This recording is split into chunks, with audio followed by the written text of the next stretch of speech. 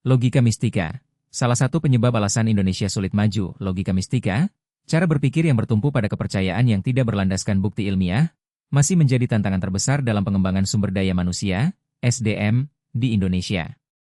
Situasi ini terus berlanjut, sebagaimana Tan Malaka menggambarkannya sebagai penjara mental dalam bukunya Madilog terbitan 1943. Pentingnya peralihan dari mistisisme ke filsafat dan diakhiri ke sains. Tan Malaka berpendapat bahwa kolonialisme yang paling besar dampaknya terhadap bangsa Indonesia bukan hanya kolonialisme material, namun juga kolonialisme spiritual yang berakar pada pikiran mistik.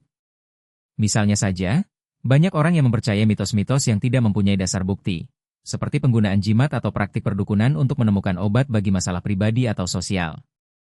Tan Malaka percaya bahwa hal ini tidak hanya menghambat kemajuan manusia, tetapi juga mematikan perekonomian dan masyarakat secara luas. Dampak buruk logika mistika. Ilmu sihir dapat menimbulkan banyak masalah, mulai dari kehilangan uang hingga kematian. Contohnya adalah orang tua yang membawa anaknya ke pengusir setan untuk mengusir roh jahat, namun ia jatuh sakit parah akibat metode yang tidak efektif ini. Selain itu, popularitas produk misterius seperti gelang perangsang darah menunjukkan bagaimana masyarakat membuang-buang sumber daya untuk hal-hal yang tidak dapat dibuktikan secara ilmiah.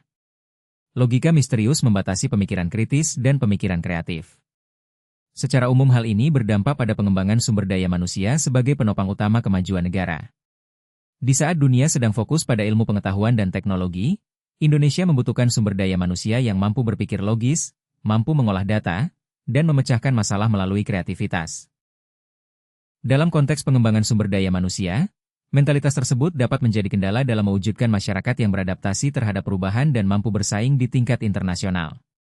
Misalnya, kepercayaan terhadap mitos dan keajaiban menggantikan pendekatan ilmiah di bidang kesehatan, pendidikan, dan teknologi.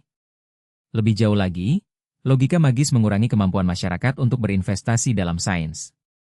Jika individu dan bisnis lebih menyukai pendekatan yang kurang transparan, mereka akan kehilangan kesempatan untuk mengembangkan teknologi yang maju dan relevan.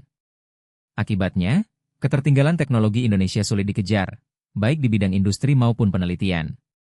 Mengatasi logika mistika dengan sains mistis perlawanan tidak dapat dicapai hanya dengan logika rahasia saja.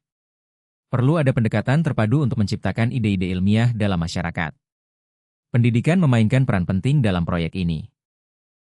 Kurikulum menekankan pada pengembangan logika ilmiah, keterampilan analitis dan penalaran praktis sebagai mata pelajaran inti. Selain itu, penggunaan media informasi juga penting dalam penyebaran informasi ilmiah.